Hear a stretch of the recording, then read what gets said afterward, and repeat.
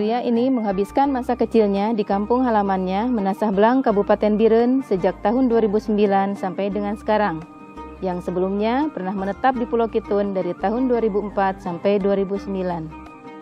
Alumni Universitas Al-Muslim jurusan ekonomi ini aktif di berbagai organisasi kepemudaan dan ormas Islam. Karirnya menjadi anggota DPRK Biren selama 2 periode dari 2004 sampai 2014 dan anggota DPRA periode 2014-2019 dari Partai Persatuan Pembangunan atau P3. Menghadapi pemilu legislatif 2019 ini, ia memilih mundur dari anggota DPRA melalui Partai Persatuan Pembangunan disebabkan tidak lagi searah dengan perjuangan politik dan tidak lagi merasa nyaman melaksanakan tugas kepartaiannya. Pria yang dikenal cukup getol mengkritik kebijakan pemerintah Aceh ini berniat untuk kembali mencalonkan diri pada pemilu legislatif 2019 mendatang.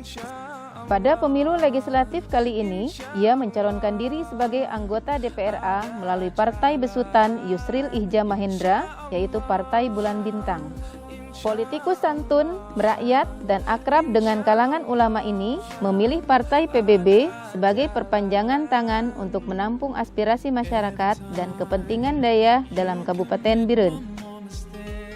Murdani Yusuf, sarjana ekonomi, calon anggota DPR Aceh 2019, nomor urut 1, daerah pemilihan Kabupaten Biren, dari Partai Bulan Bintang.